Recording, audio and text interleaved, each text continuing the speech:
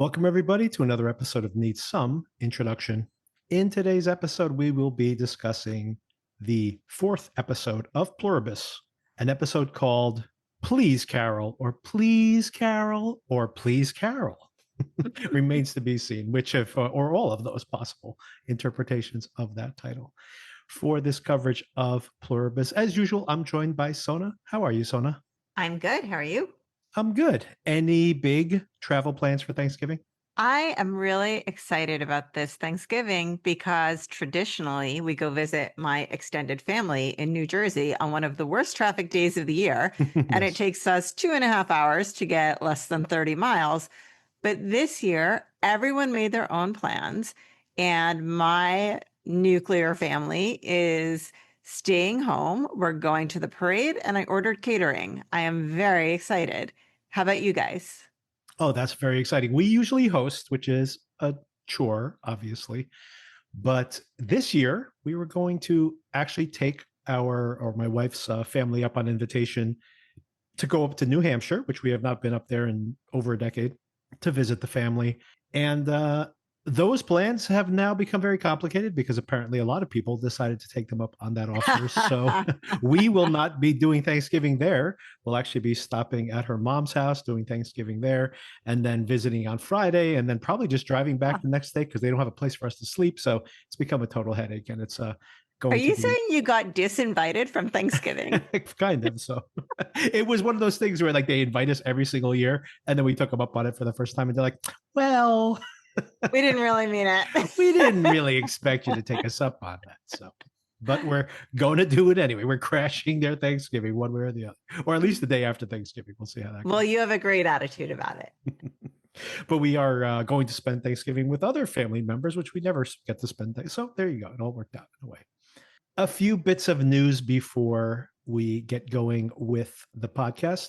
One is that HBO had many announcements of shows that are being renewed and new shows, and some of them correlate more with some of the other coverage we're actually doing here on the podcast. So I'm going to save a lot of that news for my conversation with Darren later in the week. But Task Season 2, Sona, it has been I saw that. picked up for a second season. Mark Ruffalo is returning, so it's not just like in the Task universe, Right. just some other characters. So he is definitely coming back. Interesting. I would assume we may have a chance to see him reunite with his adoptive son and see how the dynamic in the family goes. And of course, we have already heard that they want to do a Mayor of Easttown crossover. So is it possible, that surprise, some of those Mayor characters might turn up on this show? That would be fun. A lot of announcements. You probably heard in the news also that Paramount, there's a bid going on right now today at this very moment. There is a bid. Netflix has bid for HBO, as has Paramount, and Comcast also is making a bid there. I don't think HBO is going to take the Comcast bid, to be honest, but Netflix, I think, would be a great play for them. They have picked up a lot of their less successful shows and have run there in the second window, something they started doing about a year ago. And some of those shows that were not very popular on HBO become huge hits on Netflix. So Netflix can instantaneously increase their brand. HBO can expand probably to the broadest possible audience, their offerings to a whole new audience.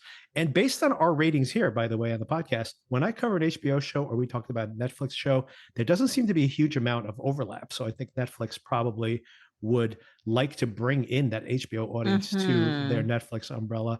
And for HBO, I think it's the best way for them to expand their audience reach, considering how massive Netflix platform is. So I wonder to see if they're going to pitch them against each other and see who wins that bidding war. I think they probably want Netflix, I would assume, but we'll see. And speaking of like Task, speaking of shows that are related to drug dealers in Philly. I think we discussed this, but I did want to bring it up again because it just came up on one of my recommendation, one of these apps recommending something for me to watch, something I've already watched, which is Deli Boys. I think we briefly mentioned this, but Deli Boys is renewed for a second season. So we got that to look forward to. So fun. Yeah. And I think we should probably see that probably by the spring of this upcoming year because they've been shooting it already. I loved that. I'm really looking forward to watching more. Yeah, so much fun.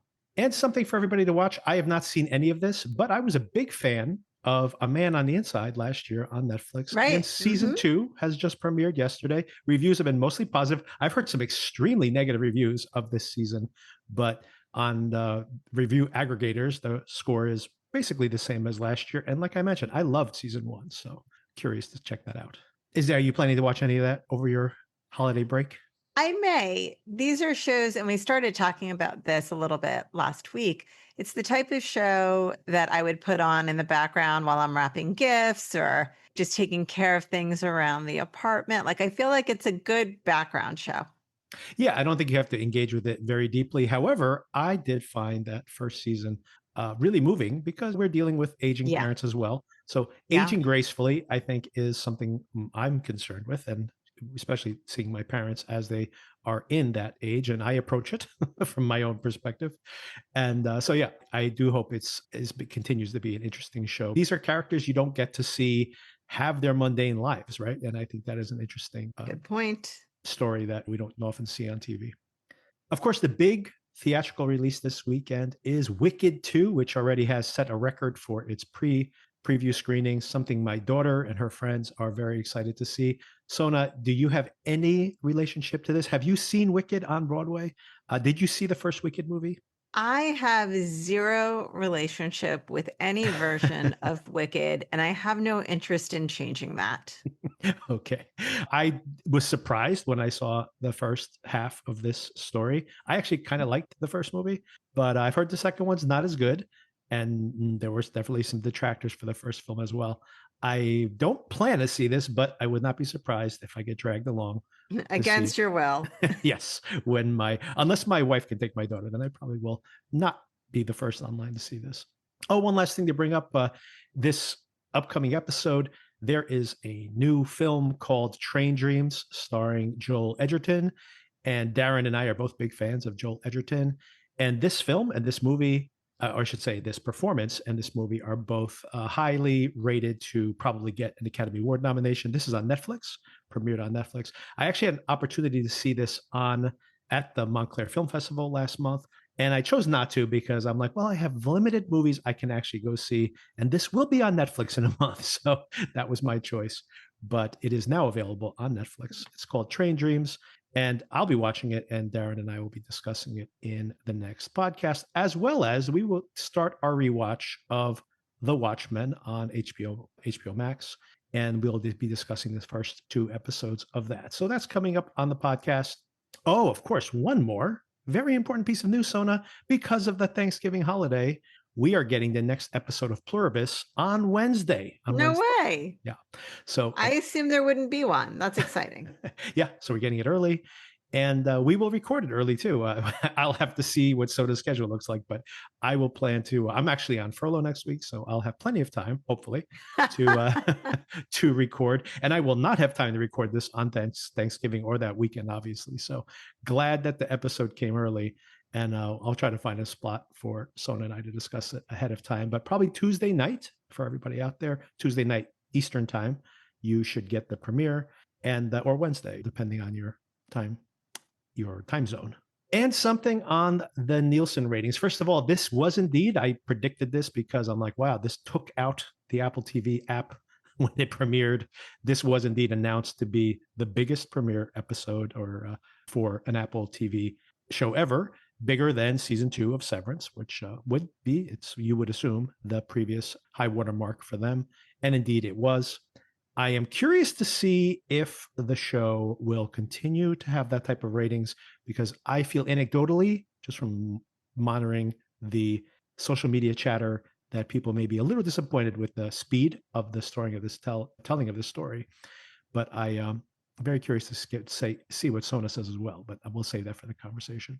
Oh, and one last thing I wanted to bring it up to you, Sona, that you had asked last week about seeing All Her Fault on Peacock. And I was like, well, I wasn't a huge fan. I kind of dipped out after the second episode, and nobody has Peacock anyway. Come on, that's like a black hole. The biggest problem. Yeah. The same time that they announced that the last week's ratings for Pluribus, All Her Fault had over 2 billion. This is how they count these things on streaming. 2 billion minutes of viewing, which is it's a whole entire season. Of course, it's a binge, but when you compare it to like Netflix binges, this was like in the ballpark of some of the really big Netflix debuts this year.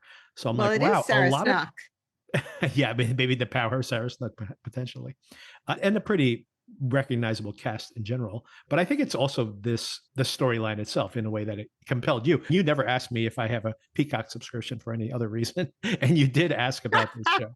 A good point. Yes. So I guess it like scratched some itch, like it's almost in the vein of like true crime, for example. So I guess it did work because these ratings, I guess people do have Peacock installed. They may not watch it all the That's time. the real lesson here. Yes. Just the fact that they can accrue that many minutes, I'm like, oh, I guess they do have a decent install Someone base. somewhere has signed up for Peacock. And one last thing that I'm going to leave for the very end of this conversation, but I was having a back and forth with one of our listeners, and during that back and forth, I mentioned that there was a plot hole that had come to mind when I was watching this show. I think it's a plot hole, or maybe it'll be addressed later. We'll see. But I couldn't remember. I'm like, what is that plot hole? Couldn't remember what it was. Anyway, it came back to me, but I am not going to digress the conversation. I'll save it for the end of this conversation. I'll mention it to you, Sona. Tell me if you have an idea on this or if you think it is a plot hole. Sure.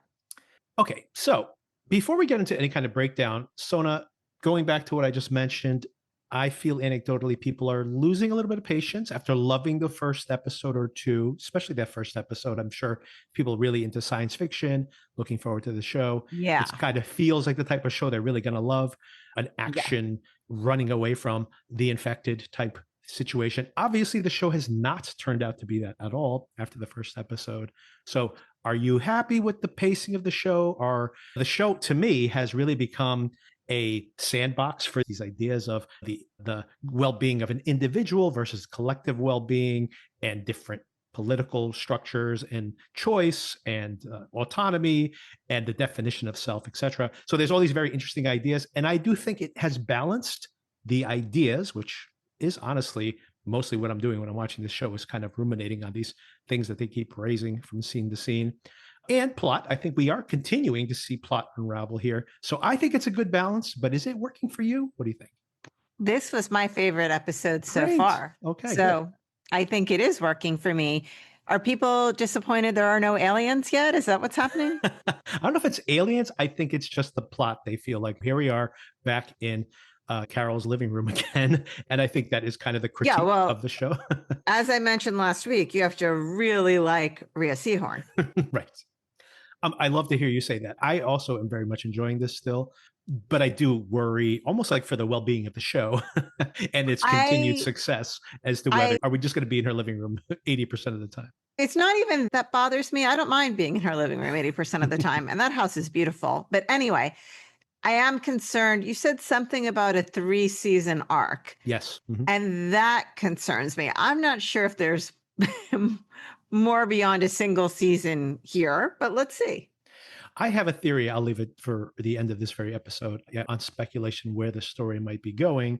Maybe where it could be like the button at the end of season 1, which then I could see a season 2. I'm not sure what a season 3 would look like for sure. We know for sure that they're going to have 2 seasons. They're actually working on the second season right now. So we'll probably see the second season within a year. Okay, the title, of course, is Please Carol, no comma, importantly, because of course we know that comes up at the very end of the episode is Please Carol, please Carol. But of course there's a double meaning there too, right? They're all trying to please Carol. Did you have a particular interpretation of this title? Well, I think when it literally comes up is the scene with Zosia at the end, right? Mm-hmm. Yeah, they're pleading with her, please. Yeah, so I assumed that it was a reference to that because there is a lot prior to that scene. There's a lot of hi, Carol, of people just addressing her and it being very off-putting for her everywhere she goes. Hi, Carol. So, and to the point that I thought maybe the title of this show was Hi, Carol and not Please, Carol. I thought maybe I remembered it wrong when the episode started. So, yeah, I think it's a reference to her realizing there's a weakness here and being able to exploit it if she can figure it out and their problem with that. And the exploit might be that they need to please Carol as well. So that could be a double meaning there too. Okay, so we start off the episode. We are with Manusos. He is in Paraguay. Is that correct? Yeah. And possibly the reason that they weren't able to locate him right away is that he works at this facility by himself. Maybe he's a loner. where it's a self-storage facility. Mhm. He has basically locked himself in there. He's out of food. Great first shot where he sees a fly go into the garbage can. So he knows, oh, there's some food in there that the fly is interested in. And it turns out to be just a little tiny bit of oil left or something on this can of tuna or whatever it happens to be. And he desperately licks the container. So he's running out of food. And that is a problem, of course, right? The most important problem, potentially, other than oxygen, the next concern, or water, let's say. In movies like this, or even when I watch, which I haven't watched in a while, but the reality show Survivor, I always think I am too much of a slave to hunger. I don't know how I Yeah. would survive something like this. Well, it's very funny too. This is a great, very long first scene, but I think really interesting because again, it makes you think about things. It gives you space to think about things. And I am thinking about how he is living compared to how Carol is living. That it's like Carol Mhm. and him have a lot of personality similarities, but Carol would never live under these circumstances, not in a million years. Right? So the fact that he's, well, I'm just not going to eat or I'm going to lick a can. She was like, she needs her creature comforts for sure. She needs her entire Whole Foods to be stocked. So it is a real duality there between the two. And it's very interesting to imagine, once again, this is immediately what I start doing, imagining when they are together, which inevitably they're going to be, because what a different philosophy they're going to have, where he's going to be like, we can't use them at all. We can't communicate with them at all. Like any communication with them is some kind of, and she thinks she's severe because she doesn't want to get merged, but she is using all of these fringe benefits that she gets from them. And he's going to be like a hardcore, do not communicate with them at all. It's a very, she's going to find someone who is far more obtuse than she is when they encounter each other.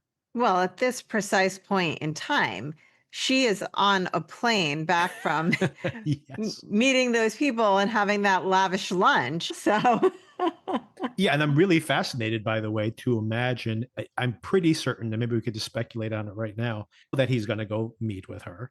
right. Um, yeah, let's just kind of wrap up this, and then I'll ask you the questions I have.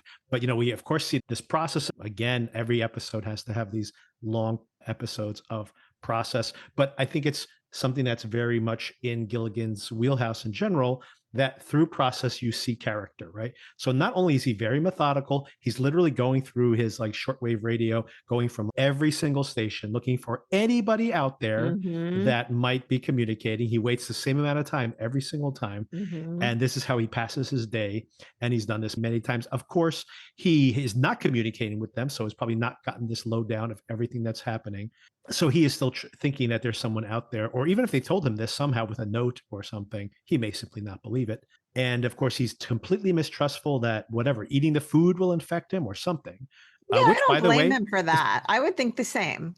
yeah, people, we see that one of the vectors of transmission earlier was through food. The So, donuts. yeah.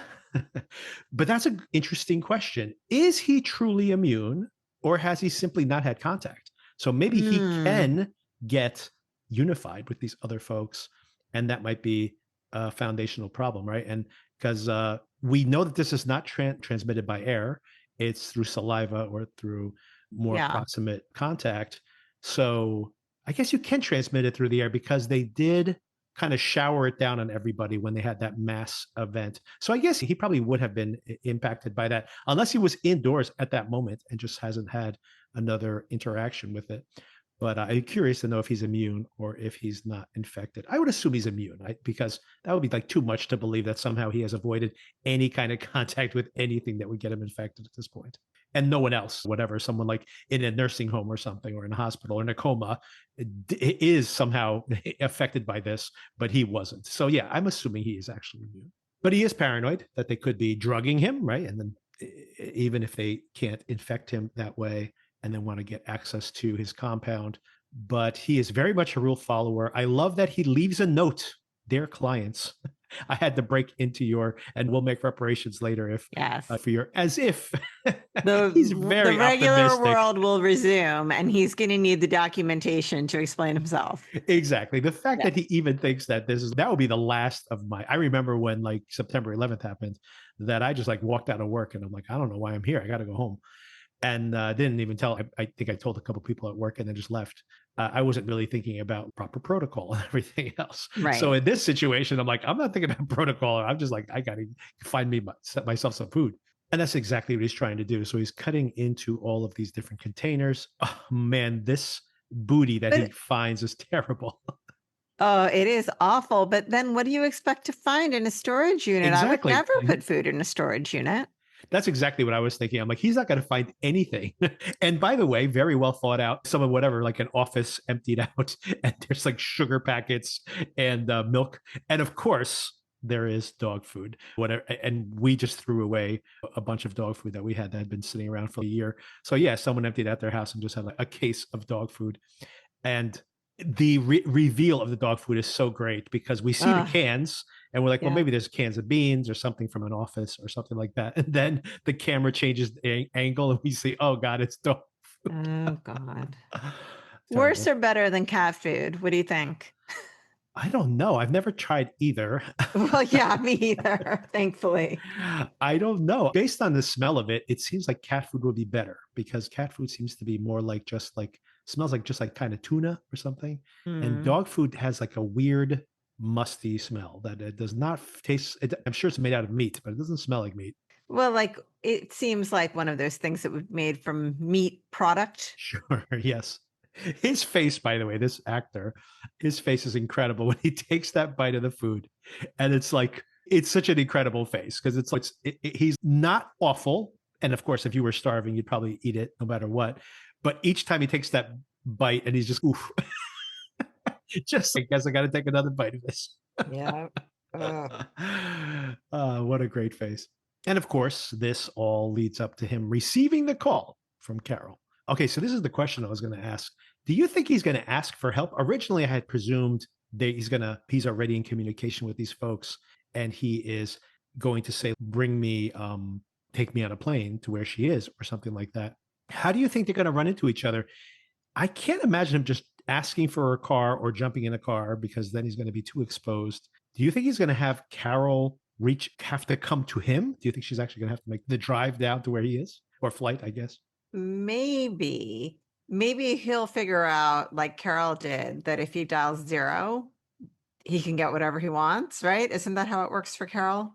But would he's so mistrustful. I don't know if he would be okay with being in a car or on a plane with No, these but then he folks. could ask them to bring Carol. That's what I'm thinking. Oh, yes. Yeah. No, that's, Yeah. I think, but I think she's going to be the one who has to travel to him. I don't think he's going to travel to her, is my point. Yeah, it seems like it would be a very risky thing when you don't know what you're dealing with to get on a plane piloted by a TGI Fridays server. Yeah, I could imagine him just calling up the operator and being like, give me her number.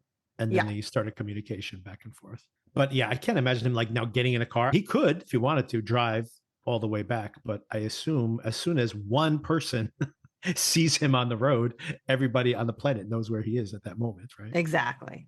Although, once again, I'm not sure if he is so in the loop on everything that's happening. I think he's very out of the loop. Yeah.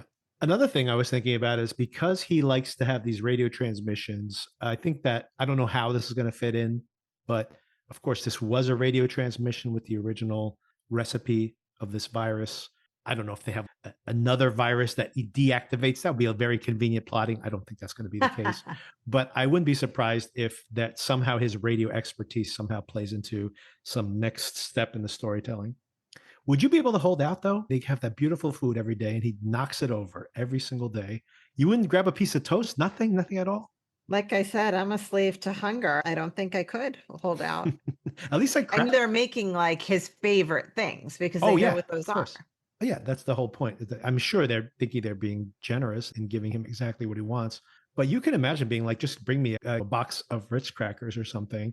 And just you're not 100% certain that they didn't do tamper with it in some way, but if it's sealed, I at was some point you thinking have to that too, trust that they something. should bring some canned goods or Yeah, something. exactly. Yeah, I was thinking that as well.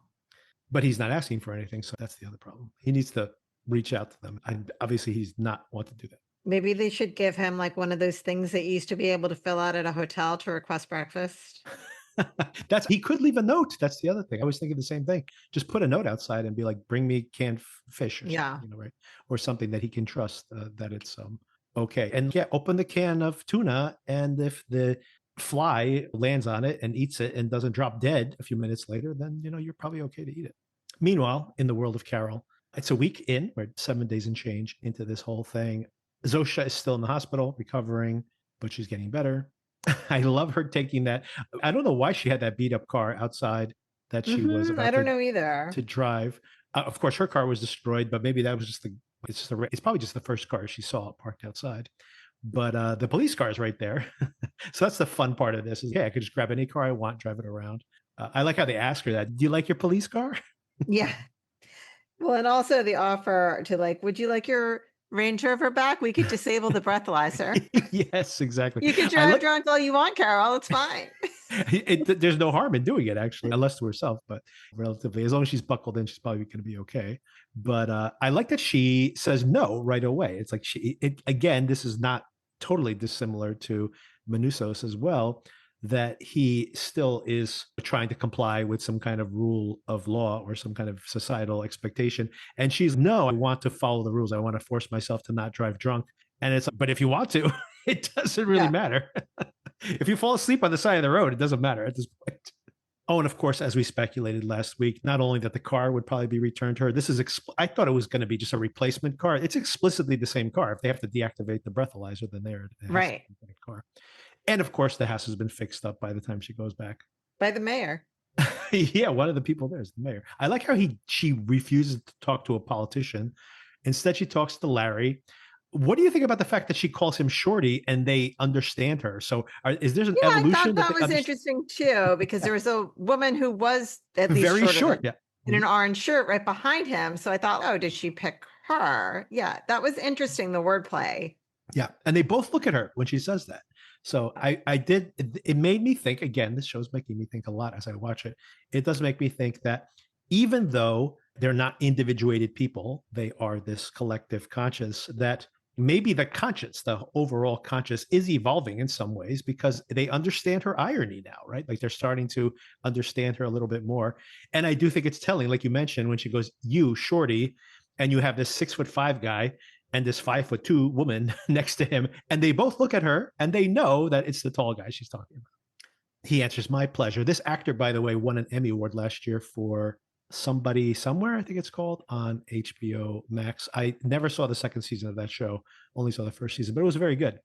Anyway, he's a funny, fun I'm character. not familiar with this actor, but the entire time I was watching him, I felt like he had the face of an 8-year-old boy. He looks very young. Yes, it's You true. know what I mean? Mm-hmm. Yes. He has a real innocence to his face for sure, which is a lot of his character in the Somebody Somewhere as well.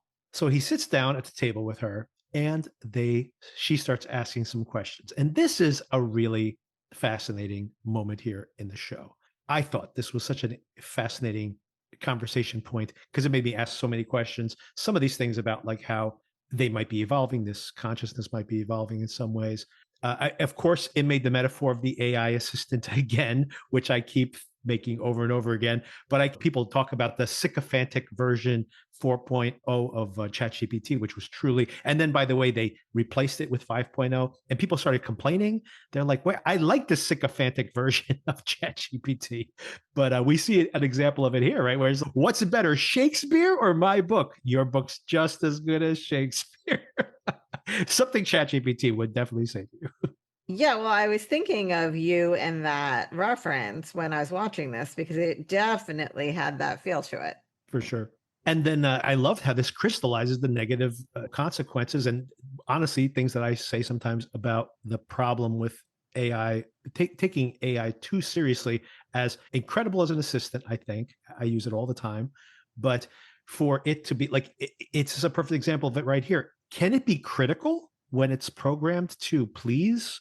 Can it be original when it's programmed to just when it's just overwhelmed, like literally filled with all the opinions of people before? And like I was mentioning last week, what does it eat? Do you just have the efficiency of everybody gets exactly the same food every single day? And if you do pick something to eat, it doesn't have to be like the most bland thing that everybody agrees on. Like it has to be a consensus pick all the time. And that's kind of the problem with AI also, right? It's whatever answer you're going to get is probably the most generic answer you're going to get, which is great when you're trying to fix the dishwasher because you have no expertise.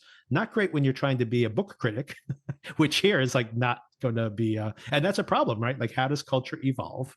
And in this show, we could talk about AI, but we could talk about specifically on the show, how does this being, this shared united being, evolve when all it's trying to do is like the average, right? There's nothing to force it forward to improve it, except for maybe Carol, pleasing Carol. Well, I was very impressed with how quickly her mind was working Yes. through these questions. But my question to you is, what did you think of the, would you, of all the questions you could ask, would you ask your spouse's opinion of your work if you could, to get the honest assessment? I am a very big fan of not asking questions you don't want to hear the answers to. Yes, I agree. And it's funny because what was that? Maybe that's the other question I'll have for you. What would be something that you would definitely want to know? You can know anything now, anything that's ever happened on Earth. You can know, who actually shot JFK or whatever. If you That's believe in the exactly what conspiracy. came to my mind. I was about to say that. And unfortunately, it's just been such a long time ago that maybe you don't have enough. There may not be anyone witnesses left, but other than Yeah. that, there is. But secondhand, someone has to know, right, what actually happened. But I completely agree with you. By the way, the last thing I'd want to know is what my wife seriously thinks about something, because I'm just like, you know what? If she didn't tell me on her own, Yeah. because you cannot win with that conversation, right? It's only going to be bad. If it's exactly the answer you thought, then you're like, great. It's already what I thought. If it's a terrible answer, like here, where it turns out that Helen did not like her books and just thought Honestly, that it could have her, been worse. what's that? It could have been worse. Oh yes, but she didn't finish her book at all. The Yeah. personal book that she wrote. She only read 200 pages out of 489. It's quite a big ask. This did make me think about Platonic and how Rose I was McGowan, reminding me of that too. how she Rose Burns' character did not finish reading her husband's book. Paid her child to read it. Yes, so funny. They don't have children, or else maybe that would have been the same situation. Yeah. So yeah, she finds out too much, but all of this is a test, right? A test to see whether they can actually lie to her or not. And she takes note of it on her whiteboard with the ideas. Can't lie is the note she makes. Mm-hmm. I also love the fact that when she's writing things on the whiteboard, that she chooses not to erase all the notes she has for her next book. She just can't quite give up that she's going to write that book someday. Hope springs eternal. She goes to see Zosia at the hospital with this new piece of information. I like how Zosia starts off going, hey, how do you like the police car? Funny note here. The partner, the wife of the partner of the person whose car you're in, is on in your fan club. And I love Carol's reaction. She's like, wow, chills. Yep. The pretty tenuous association between those two things. And then, of course, a really fascinating moment here again in the show, which is such a snapping into place understanding of Carol, that she brings up Freedom Falls and she goes, you know where it is? Tell me about it. And of course, those people, by the way, some of those people from Freedom Falls are inside of this unified consciousness as well. But I thought this was so interesting because this is like her worst nightmare. When she was young, her mom had rejected her lesbianism and had tried to convert her by sending her to one of these camps. And now, of course, she is again trying to be converted by this and simultaneously on the outside looking in again. It's just the same thing happening to her again. What did you think about this revelation? Yeah, I liked this. I liked the analogy of it and the idea that this would be upsetting to anybody in any circumstance, obviously, but that she has a specific connection to being to an attempt to make her, for lack of a better term, like everybody else. Right. And that's not who she is, and it wasn't ever going to work. So I liked the analogy of that. Yeah, and it tells you a lot about her. Also interesting when you think about the fact that she's not public with her relationship with Helen to her fans. That is something that still has oppressed her even to this day. And then they getting into the plot here, but also very interesting, the idea, the question we raised just last week is this something that can be reversed? And Mhm. Zosia doesn't answer. Again, interesting that she can't answer. She can't lie, but she can choose not to answer, which is an interesting point here. Yes. And of course, the non answer tells her something already, but it also tells us a few different things here. If it can be reversed, if these people who've been unified are not, can actually cure themselves again, but make themselves like they were, she brings up something important to Carol, saying, Carol, you don't understand. We have been you, we have been alone, Yes. and we are choosing not to undo this. But it did make me wonder, like just how picking something to eat, at some point you have merged all these consciousness together. Is there has to assume, you would have to assume there is some subset of the population of the earth that wants to individuate itself again. And of course, it's like a thought in the corner of your mind, perhaps, right? Like just something that nags at you, even though you're pretty happy with this the way things are. But in the back of your mind, you're like, but maybe. So maybe that's how this thing is working too. So I have to assume some of those people are have that desire, that these people have been joined together. And Well, sorry, go ahead. yeah, and I'm just going to say, and so they in some way are being suppressed as well, right? Yeah, there's this idea, I think, that could be like a cult where Right.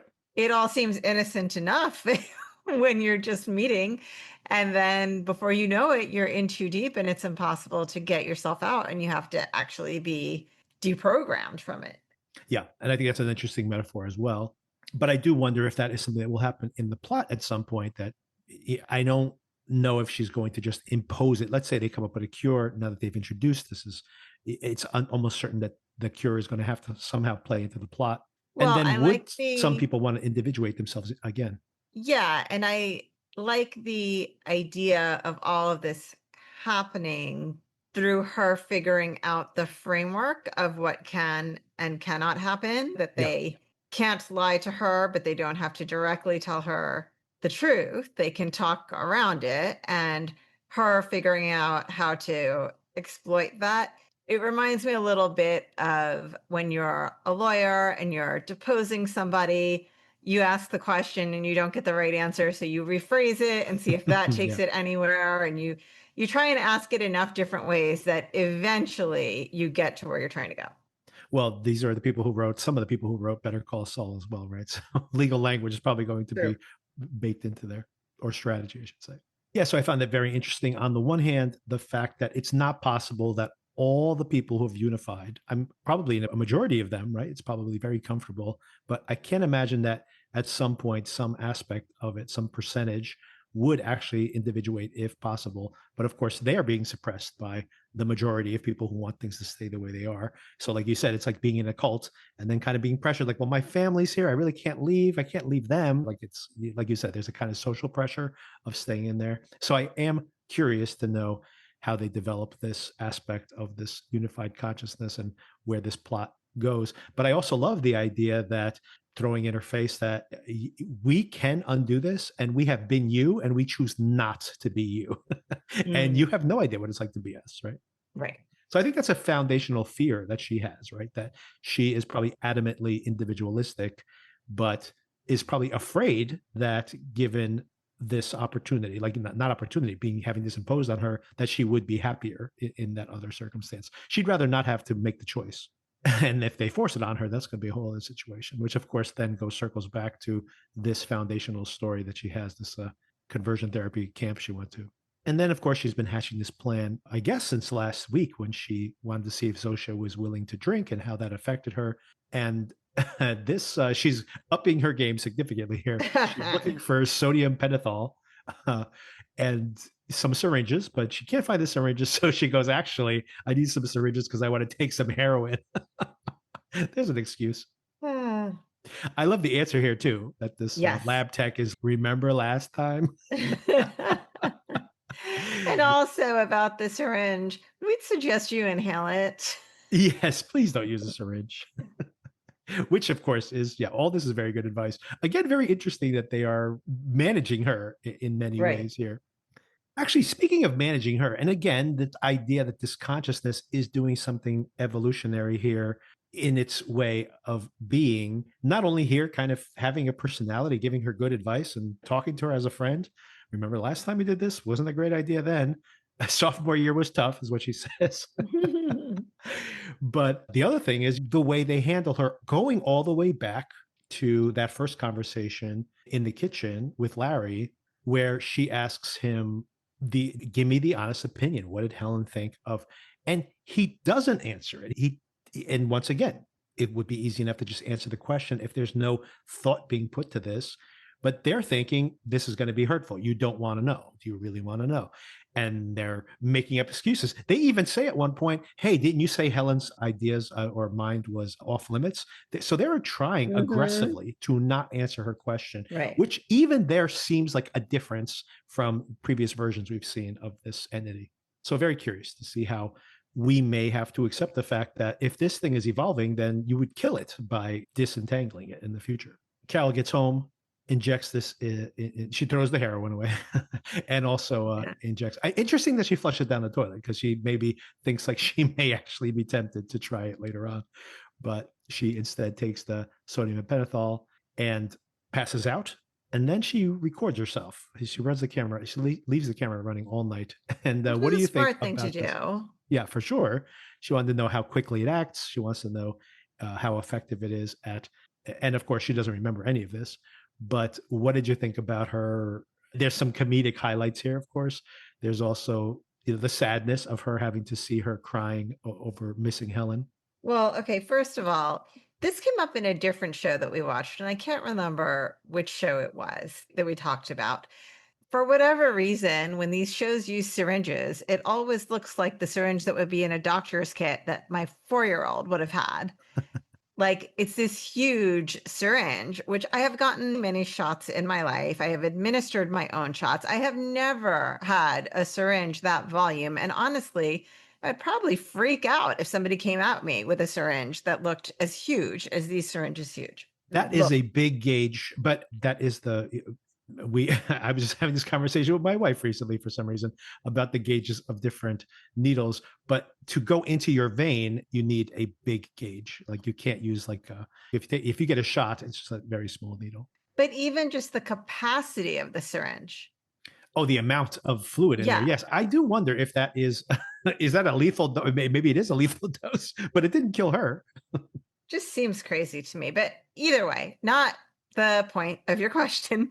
So I loved it. I think, again, so much of this show is dependent on how you feel about Rhea Seehorn and her performances.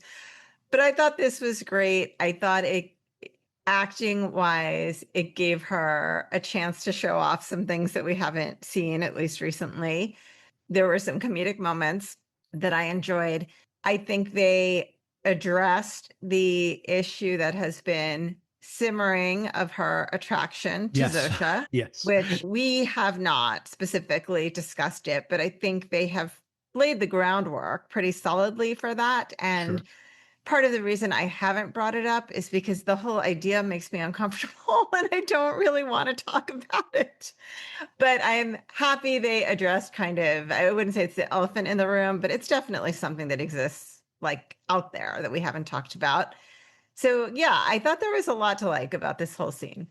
What makes you uncomfortable about it? The fact that they are trying to manipulate her by making her someone that she's attracted to? Is that why? That she's attracted to this person, but this person is everyone. Oh yeah, So any experience she has with them, she's having with with everyone. everyone. Yeah, Exact. Yes. I don't like that. It's an interesting writing exercise, by the way. And I'm glad to hear that you're not finding the show to be too didactic because it is, in many ways, as I was thinking about it, this is an interesting writing exercise. And a lot of these scenes seem like that, where you're just playing out an idea to its logical conclusion. But the idea of writing a character not as one individual, but like a character played by everybody in the show, aside from Yeah. this one other character, right? And that's an interesting writing exercise for sure. And it is confusing, even as you watch it. I feel like the show was trying to remind us of that when she's talking to her and she goes, I get it. I know it's you. No, it's not you. It's all of you, whatever. Right. And it's almost like she was reminding the audience of that as context setting. But I think we're ahead of where Carol is, the character, anyway. But I do feel like the show is trying to ease us into this idea still. But I think at this point, the audience has got to be bought in because we're almost halfway through the season at this point. But it is interesting idea and to your point specifically, it's exactly true. Imagine like she looks at Zosia, she's attracted to her. They've had these intimate conversations. Right. She's had It's an those intimacy. right. She's only had those conversations with that person. Then they would be intimate with each other. And then you walk into the street and Larry's there, and that was great last night. It's wait a second. That's very traumatizing to say the least. But yeah, Rhea Seahorn playing more than drunk, I guess, being completely sloshed here on these on sodium pentothal was pretty entertaining. And then of course we get to the cliffhanger here at the ending where she has returned back to the hospital. She drugs Zosia by injecting this into her, taking her for a walk, first of all, bringing the handcuffs so she can handcuff herself to her, and trying to get Zosia disconnected from the hive mind, which I had suspected that maybe getting her drunk enough would actually disconnect her from the hive mind. Looks like it's not possible, but she's hoping that if she gets her inebriated enough and gives her basically truth serum, what people use as truth serum, that she would have to tell her. But of course, the hive mind's not drugged. So it's just that Zosia is very physically debilitated to the point that her heart stops. And then we leave things on this bit of a cliffhanger. I can't imagine they're going to kill Zosia. Do you think they would kill Zosia off here? I don't think they will, but I also think it would be a really interesting thing to do. I agree because she would have killed her. I totally agree. She would have killed Zosia, and then the next person would show up and be like, "Oh no, look, I'm Zosia, right? Like Right. I know everything she knows." But she's not going to have that, and she has to have that like a loss that she had for Helen all over again in a way. Even though this person has Zosia inside of her and has Helen inside of her, but Yes. that's cold comfort for her at this point. It doesn't work Yeah. for her. So I would think it. I agree. I think it's a very interesting, would be a interesting plot point to have her confront someone completely different who is quote unquote Zosia again, but having killed Zosia, and she's so individualistic in her mindset, it would be truly traumatic for her again, as if she hasn't had enough trauma. It's interesting here, creepy as well, when the mind hive starts to activate. They know that Zosia's in trouble. They start to surround her. They're like right on top of her. And then she tells them to all back off. They literally all step back at the same time. They're crying though. So there's something tragic here that Zosia's crying because she's upset that she's probably being pressured to try to give this information up. And I don't think they're crying because Zosia could potentially die. So many people have already died. The group conscious 11 million. yeah. And the group conscious continues to live on. And of course, people die because they just age and die. They still have that limitation. So I don't think they cry for those individual people. I think they're more upset that Carol desperately does not want this procedure, I would guess. Do you have an understanding of where their emotional is coming from there at the end? I thought, well, so this is, I guess, what I was struggling with the understanding. To me, it seemed like there was a concern that Zosia was actually going to reveal something that Yeah. she wasn't supposed to, and it was the stress of that was freaking them out. Yeah. But I'm not sure if I have that right. I do think that the reason that they approached was because they maybe I'm wrong about that. I was going to say the reason that they were all approaching was because they were afraid that she was going to say something that she shouldn't. But then I was thinking that they knew that she was having a heart attack, so maybe they were just there to help. But then why would they bring so many people? Now they probably were afraid that she was going to say something.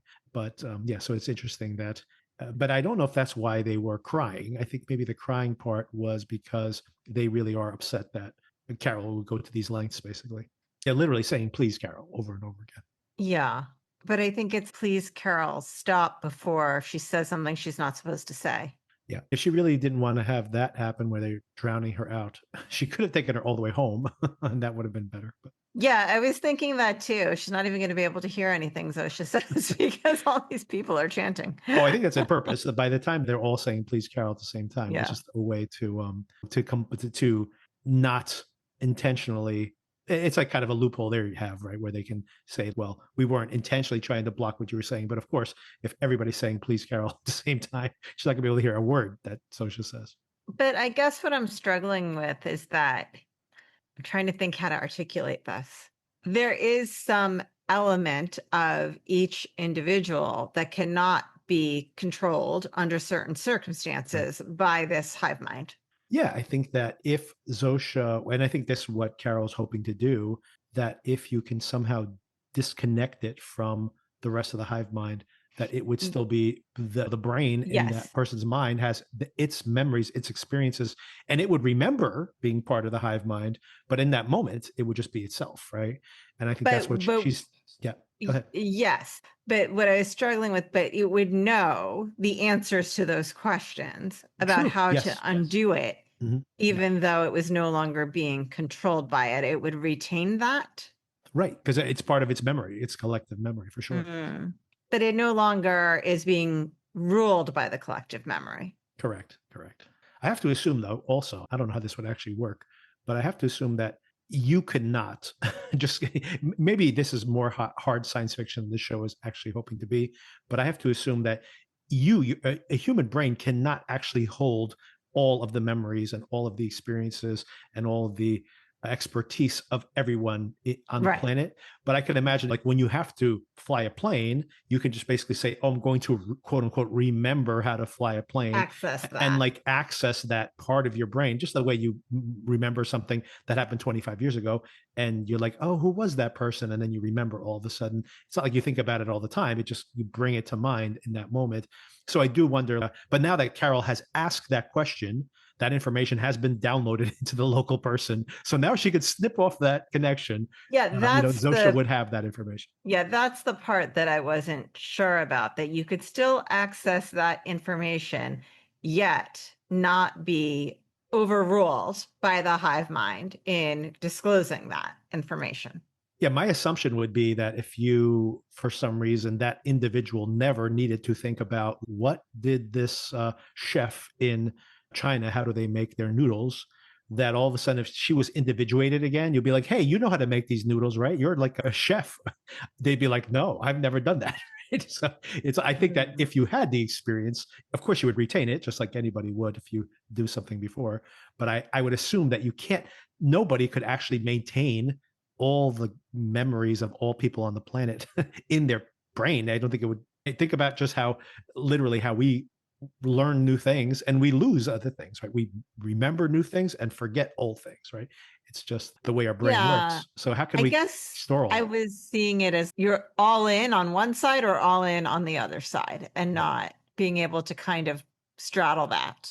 That had been my prior understanding, is what I'm saying. It would be interesting if you had somehow given up your memories themselves to this hive mind. So if you disconnected, then you would just be, who am I? A Where am blank I? slate. You've Yeah. forgotten everything. Exactly. Yeah. That would be another interesting outcome here. But we don't know. Maybe we We will. don't know. And Vince Gilligan, by the way, has explicitly said that this is not hard sci-fi. So he does, Thank I think God. he wants it to be like, wants to explore these ideas. He's not trying to sit around and have a whole season explaining how the brain merge works. I don't think that's his intention at all. So, and I think for you, you're happier with that What a version. relief. Yes, magic is better than knowing all the that they have like brain scientists explaining this, Yeah, I behind the don't need scenes. my head to hurt when I'm watching TV. Okay, here's a plot hole follow up I had that I wanted to bring up from previous episodes. My question is, what's happening with the animals? This mouse was I infected. was wondering that too. Okay, yes, okay, good. Wait, So, what mouse? Sorry. well, I'm just saying that the mouse was how they tested this, so we know that mice can get Yes, and infected. this is exactly what I was thinking. Go Yes. ahead. Sorry. Yes. Yeah. So this is the plot hole I think the show might actually have. So mice can get this. I assume Right. if mice can get it, then other rodents can get it, but other things too, like other mammals too. Like you can imagine, it's very common, like COVID, right? Spread from Yes. people to dogs to cats, etc. So I'm Yes. thinking like your dog, and you'd be like, well, people aren't making out with deer. So maybe that's why it's not happening. But there are other ways, like they bombarded the air with these particles intentionally to infect people that would have affected animals, even if it's just a percentage of animals. And what's happening with like dogs? Do they not hunt anymore? Aren't they going to die? I don't know if the show actually has an answer for this, but I do wonder if we're just going to see like starving animals wandering around the streets in I the had show. the same question, especially when they've let everybody loose from the zoo. Yeah, exactly. Yeah. I had the same question. I guess if And I you're a had the herbivore, same it's exact okay. thought about that mouse or rat or whatever it was. Yeah. Exactly. Yeah. So yeah. So that's was my potential plot hole here. What happens with the animals if they get infected? And then, like those lions who attacked the people who freed them, they probably would have gotten infected at that point. Or, like I said, at least some percentage of these animals. And then what do they do if they stop hunting? They do they start working together? Do they stop eating? I don't know. It's very curious to know how does that work from their perspective. All right. So other speculation here. So first of all, Manusos is definitely coming, or she's going to see him They'll meet. Yeah. in next episode. Do you think that's too soon? When, or do you think that's going to happen towards the end of the season? What do you think? I feel like maybe they'll talk on the phone next episode, but Yes. I Mhm, don't think yeah. they'll meet. What do you think? I don't think they're going to meet. And part of this, by the way, is tainted by the fact when I saw the announcement that the show is coming out on Wednesday, instead, there's a photograph of the photo for the episode is basically shows her with a light flashlight, like doing some investigation in the dark. So I think she's going to continue her sleuthing, maybe in a chemical lab or something like that. I see. But yeah, I think that. But maybe I think you make a good point. Maybe the phone rings and Manusos calls her up, and of course she doesn't speak Spanish very well, but maybe she writes it down and records Better it, than a and lot of then people. yeah, she does. She knows a little bit. She knows the swear words at least, At least there's that. and she knows how to say my name is Carol. Yeah. I like he writes the last name with question mark. Estorca. And then, of course, I'm very curious about the whole situation. That does the season end with Carol somehow figuring out or forcing the unified folks to disentangle? And I did think it would be a great cliffhanger of a season if she cures everybody. And then, of course, they are furious at her. And then you have a whole season of them trying to reintegrate and they completely shun her. That would be an interesting season 2 for the show. I can't imagine they would cure themselves in 4 more episodes, though. It doesn't seem like enough time. No, I agree with you. But maybe one person could split off. Yeah, I do think that they're going to explore with that she's going to push back and say, is it possible that nobody wants to? And I have to assume that some people are going to want to, and then maybe they have the option to. And Like but yeah, I think maybe it'll be funnier if she imposes it on everybody and then they hate her afterwards. whether they like it or not. And then they despise her afterwards because 99% of them wanted to keep it that way. I feel like a good cliffhanger could be she's starting to figure out how to undo it. And so she tests it out on someone, and it seems like it's at least partially working on that one person. Yeah, that would be interesting. But she doesn't have any kind of expertise in that. Was the question she asked all those folks, right? No one's like Right. a chemist, or so it does seem it would be very convenient to suddenly be able to do chemistry. She can learn it. She obviously has all the resources in the world, but that's not going to be something she can learn in a week. She's going to need Maybe years she of could effort. weaponize some of the hive mind who have the knowledge she needs to execute specific tasks somehow. Yeah, part of it could be just her having to ask questions in a clever way to get the information she needs so that she can retrieve that. But I'm just thinking, for example, let's say Manusos, because he knows radio transmissions, she can get him to the radio tower, can intercept the original transmission again based on the information she got in that original video.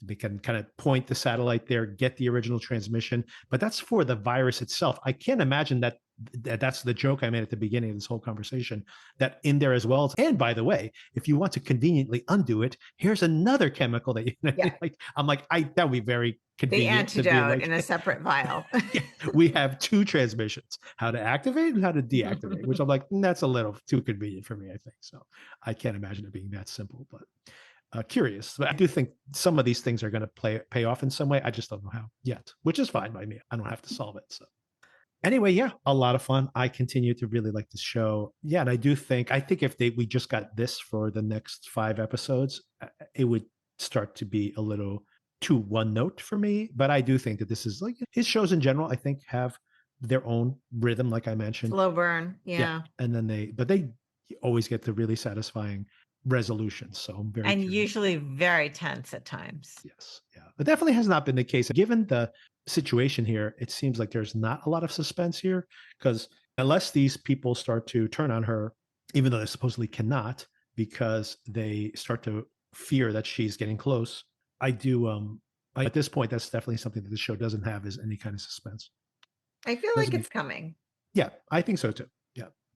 And I All right. think, honestly, I could see why maybe people would not care for how it's developing. But I think actually the plot is moving forward very quickly. She's figuring out the rules of this game very faster than I would. Yeah, that's why I think is so interesting about it, and why I've been satisfied with it, is that most of the time when I'm watching this episode, or all these episodes, I've been like playing out these thoughts in my mind. Well, how would this work? How would I feel in that circumstance? How does this thing work? Is this better or worse than it was before? Or obviously, I don't think he's saying it's better or worse. He's saying some things are better, some things are worse, right? So, which is, of course, always very interesting to imagine, to play that out. So that's how I'm spending my time as I watch the show, is working these things out in my mind. But to your point, there is a lot of plot happening, right? Like you said, she's unraveling this. so. It's not like it's waiting to unravel everything in the final moments. There is plot happening in every single episode. So far, very satisfied with it. So the episode premieres to Tuesday night, I believe, and then Wednesday is the official release, but it's usually available the night before. So when would you be available to record? Can you record on Wednesday by chance? I should be able to on Wednesday. Okay. So we will target. My office should close early that day. So It could be very convenient if that's the case. oh, shoot. I just remembered I have jury duty. On Wednesday? Yes. Wow. Well, I postponed it and I tried to pick a day that I thought nothing would happen. So I postponed it to the day before Thanksgiving. So I will let you know how that develops. Yeah, let me know how that goes. Hopefully they tell you not to show up, and then we can record. Yeah. Let's Then we hope. can Cross your record fingers anytime for we me. want, because you'll be off and I'll be off. Exactly. All right. Let me know. We'll keep you posted. And Okay. we'll, everybody out there, we'll hope to publish by Wednesday, sometime on Wednesday. Yes. I will find time. All right, great. All right. Thanks again for the conversation, Sona. Okay. Take care. Right, bye. Bye.